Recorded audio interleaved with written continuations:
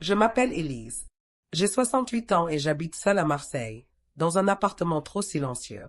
Depuis la mort de mon mari, les journées se ressemblent. Un livre, une tasse de thé et le vide qui s'installe dès que la nuit tombe. Ma fille, Camille, vit dans la vitesse et les voyages. Elle n'a pas d'enfant et parle peu de ses absences. Son mari, Marc, a 38 ans. Il est calme, attentif et, surtout, il prend le temps que Camille ne prend plus.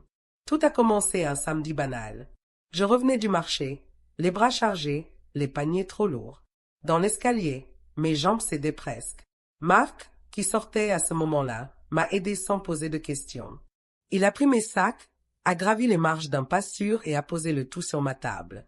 Le parfum mêlé du pain, des fruits et des fleurs a rempli ma cuisine.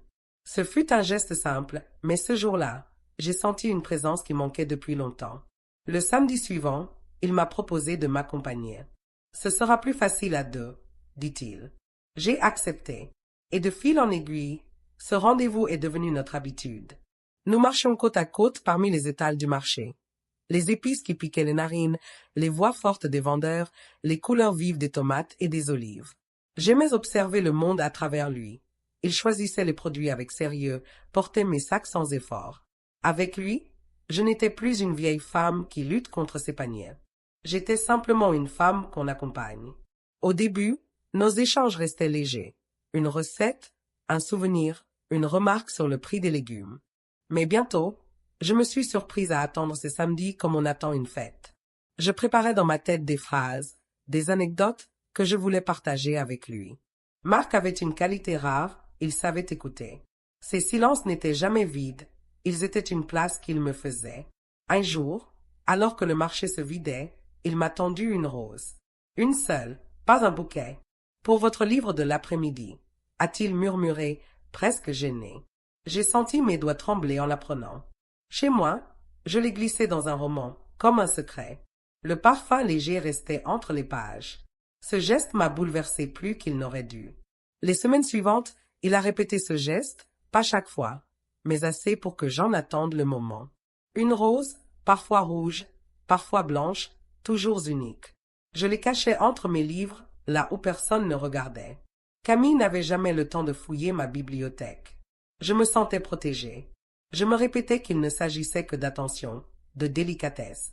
Mais quand ses doigts ont frôlé les miens en me tendant un fruit, quand il a replacé une mèche de cheveux derrière mon oreille à cause du vent, j'ai compris que ce n'était plus innocent. Et pourtant, je n'ai pas reculé. Un samedi pluvieux, le marché était presque désert. Nous avons marché plus lentement, sous les parapluies dégoulinants. Devant un étal vide, nos regards se sont croisés. Il n'y avait rien à dire. Sa main a cherché la mienne, discrètement, à l'abri de la foule. J'ai laissé faire. C'était un geste furtif, mais il m'a bouleversé plus qu'un long discours.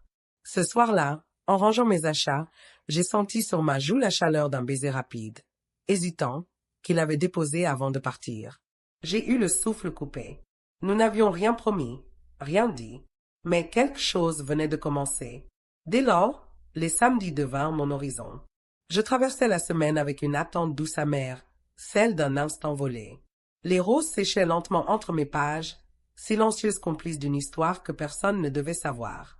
Camille, parfois, nous croisait.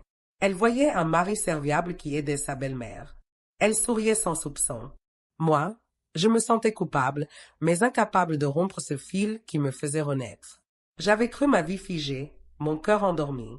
Mais chaque samedi, dans le tumulte du marché, Marc me rappelait que je pouvais encore exister autrement qu'en mère ou en veuve.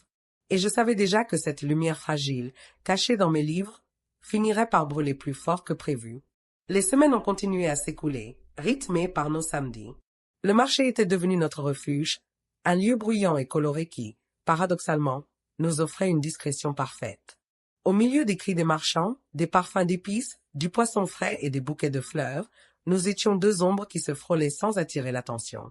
Je retrouvais une jeunesse que je croyais perdue. Quand Marc portait mes paniers, quand il me demandait « Vous voulez des figues aujourd'hui ?» ou « On prend un peu de fromage de chèvre ?» je me surprenais à sourire sans raison. Le simple fait de l'avoir à mes côtés me suffisait. Un matin, je me suis réveillée avec une impatience presque enfantine. Je voulais que ce soit déjà samedi. Je me suis vue devant mon miroir, arrangeant mes cheveux plus longtemps que d'habitude, choisissant une écharpe qui ne me servait plus depuis des années. Je me suis sentie ridicule, puis soudain vivante. Ce jour-là, il a remarqué mon effort. « Vous êtes élégante ce matin, Élise, » dit-il avec un sourire discret. J'ai ri, mais à l'intérieur, mon cœur battait plus fort que je ne voulais l'admettre. Les roses avaient continué. Parfois, il me les donnait directement. Parfois, il les glissait dans un panier, en silence. Je les rangeais entre les pages de mes livres dans ma bibliothèque. Elle devint un jardin secret, rempli de fleurs séchées et de souvenirs parfumés. Quand je passais ma main sur les reliures, je savais que chacune cachait une parcelle de cette histoire. Je faisais semblant de croire qu'il ne s'agissait que d'une attention amicale. Mais certains gestes brisaient cette illusion. Sa main qui restait un peu trop longtemps sur la mienne. Son regard qui cherchait le mien au milieu de la foule. Et, surtout, ce silence chargé quand nous marchions côte à côte. Ce n'était pas le vide, c'était un langage. Un samedi de printemps, alors que les étals débordaient de fraises et de fleurs, nous nous sommes arrêtés près d'un marchand de livres d'occasion. Je feuilletais un vieux roman, les pages tachées par le temps. Marc s'est approché et a murmuré « Celui-ci mérite aussi une rose ». Il parlait bas, mais ses yeux disaient autre chose. J'ai senti mes joues s'embraser. Je me suis demandé, parfois, ce que Camille voyait. Elle ne posait pas de questions. Elle semblait satisfaite que Marc prenne soin de moi. Pour elle, j'étais une mère seule, et il n'y avait rien de plus normal qu'un gendre attentif. J'ai laissé cette explication l'apaiser. Mais dans mon cœur, je savais que la frontière devenait chaque semaine plus fragile. Un après-midi, après le marché, il est resté plus longtemps chez moi. Nous avons rangé ensemble les achats, puis il s'est assis à la table. Nous avons bu du thé. Les minutes s'étiraient doucement. J'avais peur qu'il parte, peur aussi qu'il reste. Et soudain, dans ce silence qui pesait, il a posé sa main sur la mienne. Je n'ai pas bougé. Il a murmuré « Vous savez que ces moments comptent plus que tout pour moi. » Je n'ai pas répondu. Les mots se sont noyés dans ma gorge. Mais j'ai serré légèrement ses doigts, comme une réponse muette. À partir de ce jour, quelque chose a changé. Le marché n'était plus seulement un rituel. C'était un secret partagé. Nous n'avions pas besoin de le dire. Il suffisait d'un geste, d'un regard. Pourtant, je sentais parfois l'ombre de la peur. Un soir, alors que Camille m'avait rendu visite à l'improviste, elle a pris un livre au hasard dans ma bibliothèque. Mon souffle s'est arrêté. Elle l'a ouvert, a tourné quelques pages, puis l'a refermé sans remarquer la rose séchée coincée entre deux chapitres. « Tu gardes toujours trop de choses », a-t-elle dit en souriant. J'ai acquiescé, tremblante. Quand elle est partie, j'ai serré le livre contre moi, consciente du danger. Marc ne parlait jamais de risque, jamais de futur. Moi non plus. Nous vivions dans un présent étroit, fragile, mais intensément vivant. Chaque samedi devenait une promesse silencieuse. Et je savais, au fond, que plus nous avancions, plus il serait difficile de revenir en arrière. Un jour, ce secret éclaterait. Mais pas encore. Pas tant que la rose trouvait sa place entre mes pages, et que sa main cherchait la mienne dans la foule du marché. Le temps passait, et nos samedis étaient devenus des rendez-vous si réguliers que je ne pouvais plus imaginer ma vie sans eux. C'était une habitude, mais une habitude qui battait comme un cœur secret. Marc marchait toujours à côté de moi, portant mes paniers avec cette force tranquille. Et moi je savourais ces heures volées au reste du monde. Mais plus la complicité grandissait, plus la peur s'installait. Je vivais entre deux états, la joie d'être encore une femme et l'angoisse d'être découverte. Camille restait aveugle, mais je voyais dans ses yeux parfois une lueur qui m'inquiétait. Elle me demandait de temps en temps. Alors, le marché. Maman? Je souriais, je répondais par des banalités. Mais son regard restait accroché au mien un peu trop longtemps. Un samedi, Marc est arrivé plus tôt.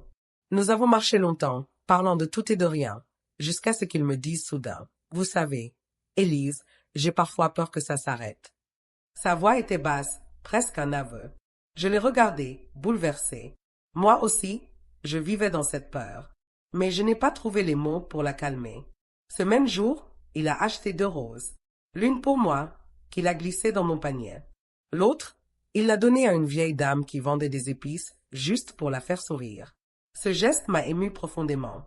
Je voyais en lui une bonté que j'avais oubliée chez les hommes.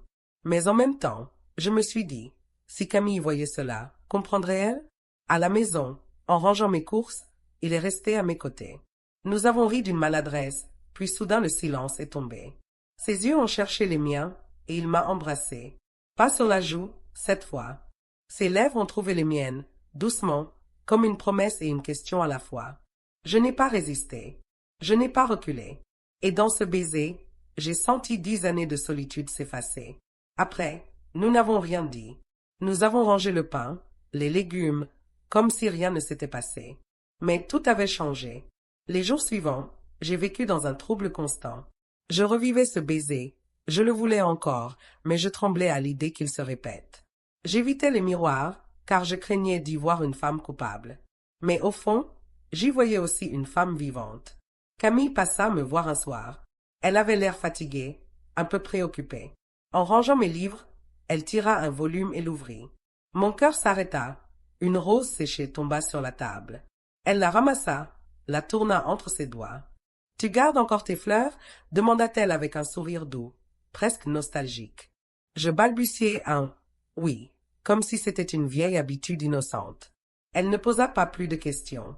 Mais moi, j'étais glacée. Je savais que la prochaine fois, elle pourrait ne pas se contenter de cette explication. Marc, lui, restait calme. Personne ne sait, répétait-il. Mais je voyais dans ses yeux la même inquiétude que dans les miens. Nos gestes devenaient plus prudents. Les roses, il me les glissait désormais discrètement, presque comme un voleur. Nos baisers étaient rares, furtifs, toujours entourés de silence. Un samedi, alors que nous revenions du marché, nous avons croisé Camille dans la rue. Elle nous a vus ensemble, les paniers dans ses bras, mon sourire trop large, son regard posé sur moi avec tendresse. Elle nous a salués, mais dans ses yeux, il y avait quelque chose de différent. Je l'ai senti. Ce soir-là, j'ai ouvert mes livres, un par un, et j'ai regardé les roses fanées. Elles racontaient notre histoire mieux que n'importe quelle lettre. J'ai senti une peur profonde. Si Camille en découvrait une seule, elle saurait. Elle comprendrait. Et pourtant, malgré la peur, je n'ai pas pu arrêter. Le samedi suivant, je suis sortie, et Marc était là, comme toujours. Nous avons marché ensemble, et quand il m'a tendu une rose rouge, j'ai su que, quoi qu'il arrive, nous étions allés trop loin pour revenir en arrière. Un jour, ce secret éclaterait. Mais jusqu'à ce jour, je continuais à tendre la main, à prendre la rose et à la glisser entre les pages d'un livre qui, tôt ou tard, pourrait se refermer sur nous deux. Les samedis continuaient, mais l'insouciance avait disparu. Chaque pas dans le marché me semblait à la fois doux et dangereux. Je marchais aux côtés de Marc, comme toujours, mais je sentais désormais le poids d'un regard invisible derrière nous, celui de ma fille. Camille ne disait rien, mais son silence devenait plus lourd que des accusations. Un soir, elle est venue dîner chez moi. Elle avait ce sourire poli qui cache une inquiétude. En posant son sac, elle a dit d'un ton léger. « Marc t'accompagne encore au marché. Maman ?» J'ai répondu « oui », comme si c'était naturel, comme si je n'attendais pas ce moment chaque semaine. Mais dans ses yeux, j'ai vu une lueur étrange, une interrogation qu'elle n'osait pas formuler. Après le repas, elle a parcouru ma bibliothèque. J'ai senti la sueur froide dans mon dos. Elle a tiré un livre, l'a ouvert. Une rose séchée a glissé entre ses doigts. Camille l'a observé longuement, puis m'a souri. Toujours aussi sentimentale, a-t-elle dit. Sa voix tremblait légèrement. Je n'ai pas su si elle croyait à ses propres mots. Quand elle est partie, j'ai éclaté en sanglots. Les roses n'étaient plus de simples souvenirs. Elles étaient devenues des preuves. Chaque livre contenait un aveu silencieux, et il suffisait d'un regard plus attentif pour que la vérité jaillisse. Marc, lui, restait calme. Tant qu'elle ne dit rien, c'est qu'elle ne sait pas vraiment, répétait-il. Mais je le voyais plus tendu, plus discret. Au marché, il ne me touchait plus, il parlait moins. Je savais qu'il avait peur, lui aussi. Pourtant, chaque samedi, il m'apportait encore une rose, cachée dans le fond du panier, comme pour dire « je suis toujours là ». Un jour, alors que nous marchions, nous avons croisé une voisine de Camille. Elle nous a salués avec un sourire malicieux. « Toujours ensemble, vous deux », a-t-elle dit d'une voix chantante. J'ai ri trop fort, Marc a baissé les yeux. Je savais que ce genre de remarque, même innocente, pouvait devenir une étincelle. Le soir même, Camille m'a téléphoné. Sa voix était douce, mais ses phrases pesaient lourd. « Maman, tu sais, parfois tu me caches des choses. Est-ce que tout va bien ?» J'ai répondu « oui », trop vite. Elle a marqué un silence, puis a ajouté « Marc t'aide beaucoup ». Parfois je me demande si. Elle s'est interrompue. J'ai senti mon cœur s'arrêter. Mais elle a changé de sujet, comme si elle avait peur d'aller au bout de sa pensée.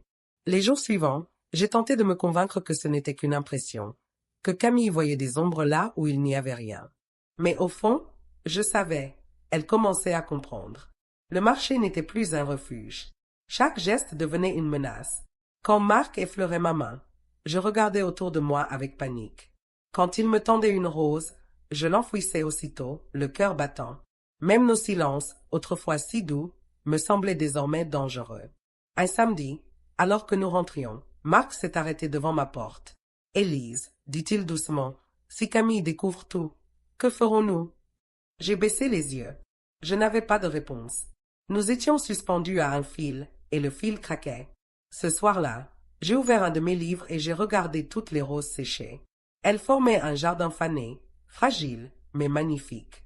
Un jardin de souvenirs interdits. Et j'ai compris que ce jardin pouvait être détruit d'un seul geste, d'une seule phrase de ma fille. Camille n'avait pas encore parlé. Mais son silence, ses regards, ses gestes hésitants, tout cela annonçait une tempête. Et moi, je ne savais pas si j'avais la force d'y survivre. Les semaines suivantes furent comme une marche sur une corde raide. Le marché restait notre rituel, mais l'air y était devenu lourd, saturé de peur. Je voyais bien que Marc faisait semblant d'être à l'aise.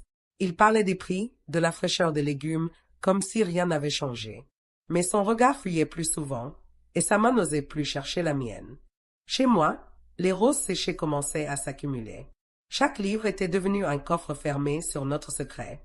Je les ouvrais parfois la nuit, seule, et je respirais leur parfum presque disparu. Mais je savais aussi que chacune d'elles était un piège. Si Camille en trouvait une, si elle en regardait la date, le papier, tout serait fini. Un samedi, alors que nous revenions du marché, nous avons croisé Camille devant l'immeuble. Elle portait un petit sac de voyage, venait juste de rentrer de déplacement. Elle nous a observés, un sourire figé aux lèvres. « Toujours ensemble » dit-elle doucement. Marc a répondu avec légèreté. « Je l'aide un peu, c'est tout. » Mais ses joues étaient rouges. J'ai vu dans les yeux de ma fille une brillance que je n'avais jamais remarquée avant, la méfiance. Le soir même, elle est venue dîner. Je l'attendais, nerveuse, la table dressée trop tôt, mes mains tremblantes sur la nappe. Elle a regardé autour d'elle, lentement, comme si elle cherchait quelque chose. Puis ses yeux se sont posés sur la bibliothèque. J'ai retenu mon souffle. Elle a tiré un livre, l'a ouvert, et une rose s'est détachée, tombant sur le sol. Camille s'est penchée, l'a ramassée. Elle l'a tenue entre ses doigts, sans parler. J'entendais mon cœur battre si fort que j'ai cru qu'il allait m'étrangler. Enfin, elle a levé les yeux. « Maman, depuis quand tu caches des fleurs dans tes livres ?» J'ai balbutié. Ce sont de vieux souvenirs, des fleurs qu'on garde pour la beauté. Mais elle n'a pas semblé convaincue. Elle a reposé le livre, doucement, puis elle a souri, un sourire qui n'était pas un sourire. « Tu sais, maman, Marc est vraiment attentionné. Trop, peut-être. » Elle a détourné le regard, mais ses mots flottaient dans l'air comme une menace. Après son départ, je me suis effondrée sur une chaise. Le piège s'était ouvert. Elle avait compris, ou presque, et moi, je n'avais plus de force pour inventer des excuses. Marc est venu le lendemain. Je lui ai tout raconté. Il m'a écouté, silencieux, puis il a dit « Alors il faudra affronter. Nous ne pouvons plus nous cacher éternellement. » Je l'ai regardé avec désespoir. Mais affronter quoi? Marc? Affronter ma fille? Lui avouer que sa mère est son mari. Ma voix s'est brisée.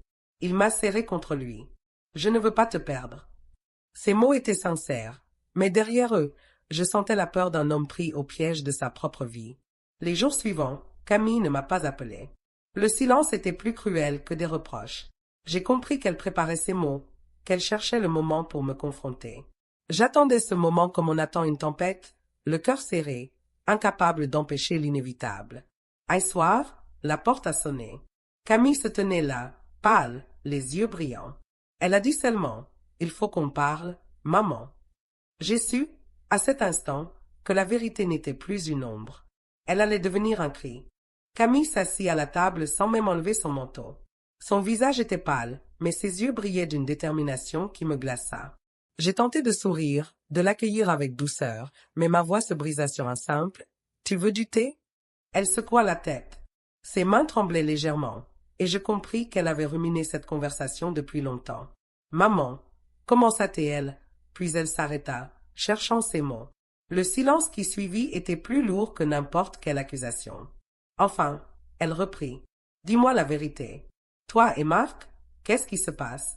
Mon souffle se coupa. Pendant 10 ans, j'avais caché, esquivé, inventé des excuses. Mais face à son regard, je ne pouvais plus me réfugier dans le mensonge.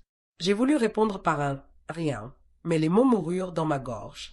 J'ai baissé les yeux. « Alors c'est vrai », souffla-t-elle. Ses larmes jaillirent aussitôt, mais sa voix resta ferme. 10 ans, maman, 10 ans de silence? Je sentais mes mains se crisper contre la nappe. Mon cœur battait si fort que j'en avais mal. J'ai murmuré. Je ne l'ai jamais voulu, Camille. Mais la solitude m'a englouti. Et lui, il m'a tendu la main. Grâce à lui, j'ai eu l'impression d'exister encore. Elle secoua la tête, incrédule. Exister? Et moi? Alors? Je ne comptais plus. Ces mots me poignardèrent. J'ai voulu lui prendre la main, mais elle la retira. Je ne voulais pas te trahir. Pas toi, ai-je balbutié. Mais je suis restée une femme, Camille. Une mère, oui, mais aussi une femme qui a eu peur de disparaître. Ses larmes coulaient, silencieuses. Elle se leva, fit quelques pas dans la pièce, puis revint vers la bibliothèque. Elle tira un livre, l'ouvrit, et une rose séchée tomba. Elle la ramassa et la posa sur la table entre nous. « Combien, maman? Combien de roses comme celle-là » Je ne répondis pas. Elle savait déjà. Ma bibliothèque entière portait la trace de notre secret. Soudain, la porte s'ouvrit. Marc entra, les bras chargés de fruits et de pain. Il s'arrêta net en voyant la scène. Camille debout, les yeux rougis, moi assise, écrasée par la honte, et cette rose posée sur la table comme une preuve. « Alors c'est vrai, » dit-elle en se tournant vers lui. « Tu m'as menti, Marc. Pendant 10 ans. » Il déposa les sacs, incapable de parler. Ses lèvres bougeaient, mais aucun son ne sortait. Enfin, il trouva la force de dire. « Camille, je n'ai jamais voulu te blesser. Mais ta mère, elle... » « Elle quoi ?» cria-t-elle, sa voix déchirée. « Elle est ta belle-mère. » Un silence brutal tomba. Les murs semblaient résonner de ce cri. Je me levai, le cœur brisé. « Camille, je t'en supplie, ne crois pas que j'ai voulu détruire ta vie. C'était plus fort que moi. J'ai honte, mais je ne peux pas dire que je regrette d'avoir ressenti ça. J'étais morte à l'intérieur. Et lui, il m'a ramenée à la vie. » Camille me regarda, abasourdie. Elle tremblait de tout son corps. Marc s'approcha d'elle, tenta de poser une main sur son épaule. Elle le repoussa violemment. « Ne me touche pas. Je ne veux plus te voir. » Il resta figé, le visage défait. Camille prit son sac et se dirigea vers la porte. Avant de sortir, elle se tourna vers moi. Son regard me transperça. « Je ne sais pas si je pourrai un jour te pardonner. Mais tu restes ma mère. Et ça, je ne pourrai jamais l'effacer. » Puis elle claqua la porte. Le silence retomba. Marc s'effondra sur une chaise.